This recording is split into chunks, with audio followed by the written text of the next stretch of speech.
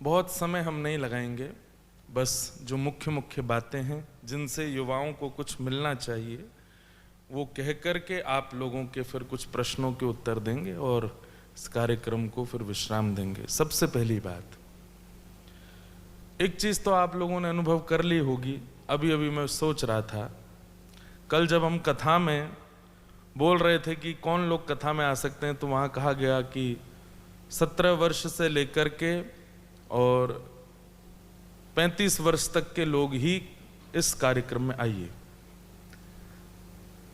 कभी भी नहीं सुना होगा वृद्ध पथ प्रदर्शन, ना, हमेशा युवाओं को ही मिलता है। इसका मतलब क्या है कि जिस एज में आप हो, अगर वो 16 से लेकर के 35 के बीच की एज है, तो इट मीन्स आपके पास अपॉर्चुनिटी है सब कुछ बदलने की। 35 के बाद चांस नहीं मिलता। 40 के बाद आप जैसे हो फिर वैसे ही रहोगे। हाँ, वो आपका लक हो सकता है, जैसे कि बराक ओबामा बहुत युवा उम्र में राष्ट्रपति बन गए थे और डोनाल्ड ट्रंप 70 की उम्र में आके राष्ट्रपति बने। ये उनके पूर्व जन्म का या कोई प्रारब्ध होगा जो वो इतनी उम्र के बाद में उस पद पर पहुंचे।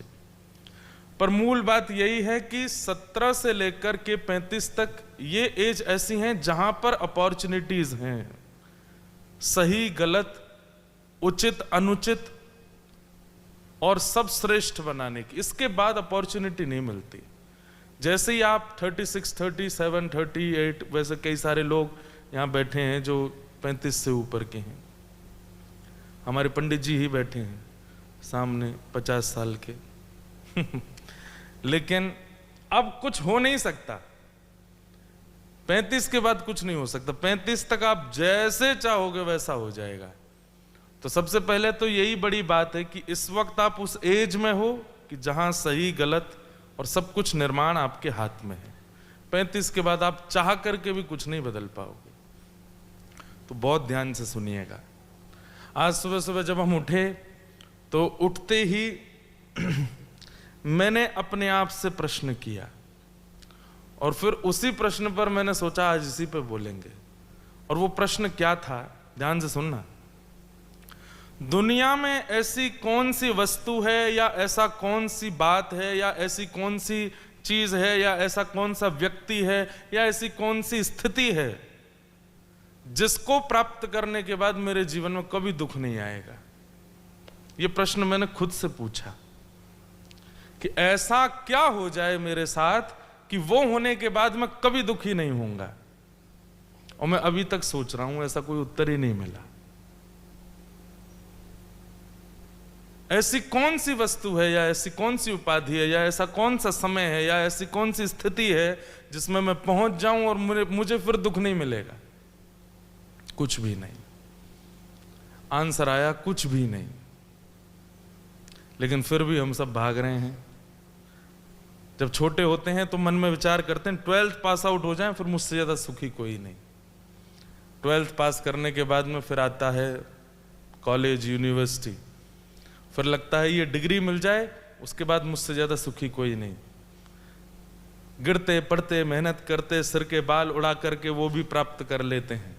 आपको हिंदी समझ आ रही ना सबको? वो भी प्राप्त कर लेते हैं। उसके बाद लगता है कि अब क्या करें, सेकंड ईयर में कोई था वो मिल जाए बस, फिर मुझसे ज्यादा बस इसको प्राप्त करना है, यही मेरे उद्देश्य है, इसके साथ मुझे रहना है।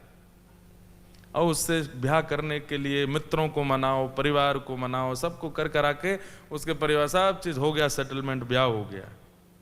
अब 1 साल बाद वो भी दुख दे रही है पहले मेरा भी ब्याह कुछ दिन पहले ही हुआ है, लेकिन मैं तो प्रवचन बहुत समय से कर रहा हूं ना, तो इसलिए मुझे बहुत कुछ पता है। पहले ब्याह के वर्ष में चंद्रमुखी, 1 वर्ष होने के बाद में सूर्यमुखी और फिर जीवन भर ज्वालामुखी।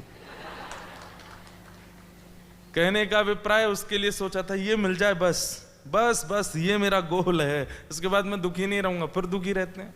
फिर होता है कि एक पुत्र हो जाए, फिर होता है एक और पुत्र हो जाए, फिर अरे एक पुत्री तो हो जाए, अब उनको इस स्कूल में पढ़ाओ, अरे इनको ये कॉलेज में भेजो, इनका ब्याह करना है, अरे उचित दामाद नहीं मिले, उचित बहू नहीं मिली, अब उसके लिए दुखी, अब इनके भी बालक हो जाएं। व्यक्ति करता करता करता करता 80 की उम्र में जाकर के ये प्रश्न करता है जो मैं अभी आज अपने आप से सुबह कर रहा था। ऐसी कौन सी सिचुएशन है लाइफ की जिसके बाद मैं खुद से ये कहूं कि अब मैं दुखी नहीं रह सकता।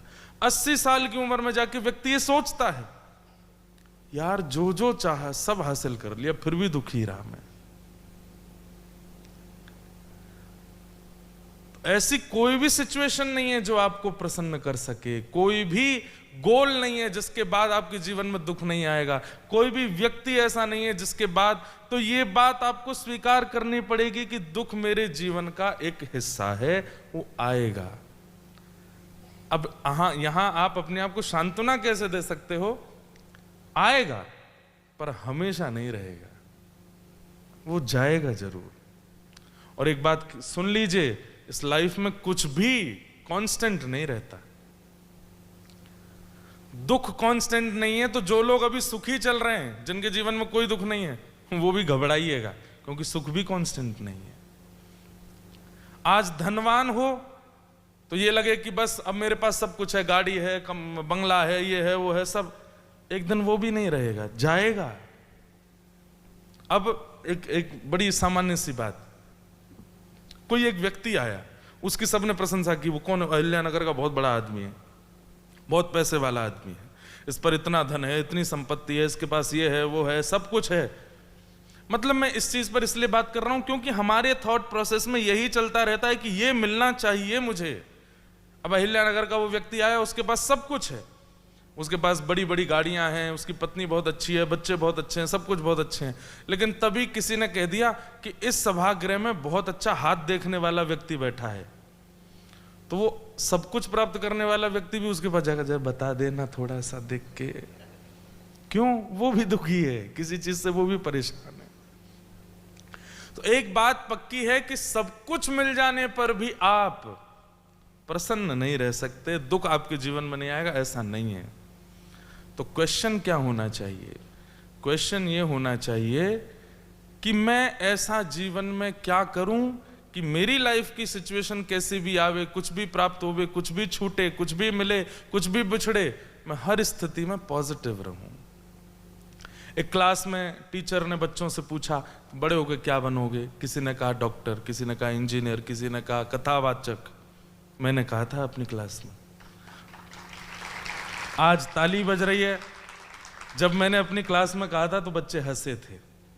जब मैं 7th 8th क्लास में था तो पिताजी कथा करते थे, तो उनको देख के लगता था कि मैं भी ऐसे कभी कथा करूंगा।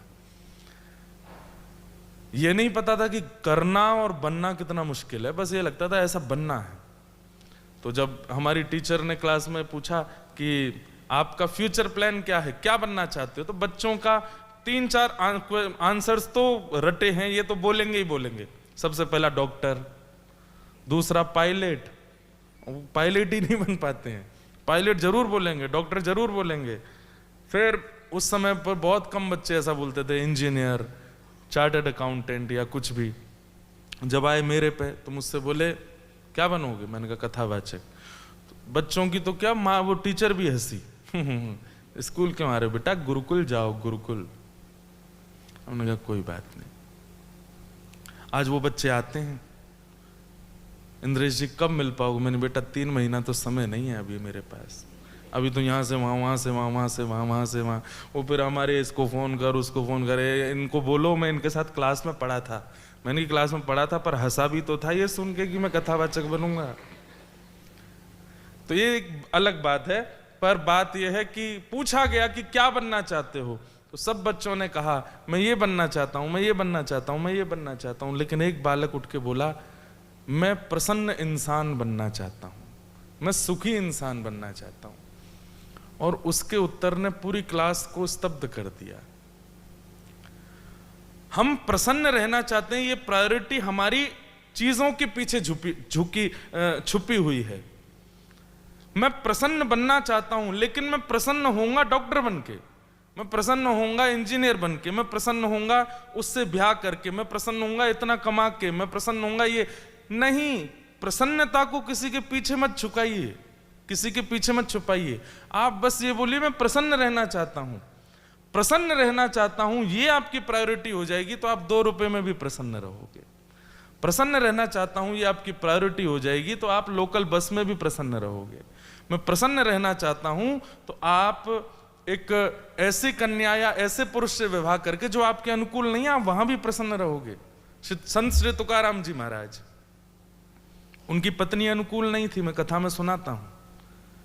उनकी पत्नी संत श्री तुकाराम जी महाराज के जीवन में घटना घटी थी कि महामारी और कुछ भुखमरी हुई थी महाराष्ट्र में, जिसके कारण उनकी पत्नी और बेटा दोनों का निधन हो गया था। तब उनका दूसरा विवाह हुआ। तो दूसरा विवाह जिससे हुआ वो बड़ी तेज थी, बहुत लड़ती झगड़ती और बहुत सुनाती थी। पूरा गांव जानता था कि तुकाराम जी की पत्नी लड़ती है, लेकिन तुकाराम जी प्रसन्न रहते थे। प्रसिद्ध कथा है कि एक बार तुकाराम जी गन्ने बेचने के लिए गए। पत्नी बोली आज तो खूब सारा धन आएगा घर में, आज तो सब बढ़िया रहेगा। जैसे ही वो गए और वहां पहुंचे तो उस समय कैंडीज तो होती नहीं थी, टॉफी तो होती नहीं थी, गन्ना ही मीठा होता था। बच्चों को गन्ने का ही शौक होता था। तो गन्ना देख करके बच्चे पीछे पड़ गए। तुकाराम जी बोले भाई इन पे पैसे तो होंगे नहीं, बांट दिए, ले एक तुम ले जाओ, एक तुम ले जाओ, एक तुम ले जाओ। एक अकेला बचा, लेके वापस आए तो पत्नी खुश हो गई, सारे गन्ने बिक गए, खूब सारा धन आया होगा आज तो। तुकाराम जी से जाकर तुरंत बोली जल्दी दो, जो लेके आओ कमा के लाओ, जल्दी दो। पत्नी से बोले कि वो तो सारे गन्ने तो चले गए। बोले वो इसी तो उसको जो बेका होगा उसके पैसे दे दो। बोले बेच के नहीं आया, बच्चे पीछे पड़ गए तो सबको फ्री में बांट दिए, एक बचा है। अब मैं ये सोच रहा हूं कि हम तो खाने वाले 2 हैं, अकेला गन्ना कैसे खाएं। पत्नी ने गन्ना लेकर के जोर से घुमा के मारा तुकाराम जी को। बोले सब बेका है बाहर।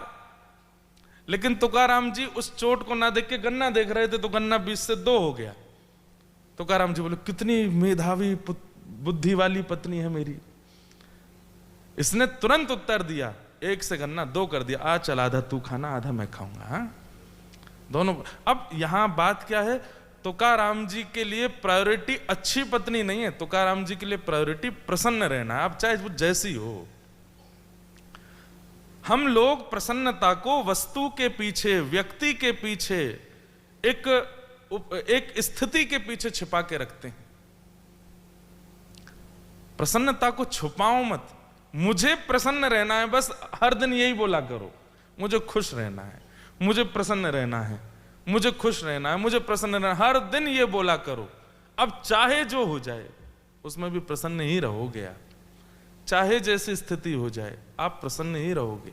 हमने प्रसन्नता को वस्तु, व्यक्ति, स्थिति, धन आदि आदि वस्तुओं के पीछे छुपाया, इसलिए वो वैसा नहीं होता तो हम दुखी हो जाते हैं।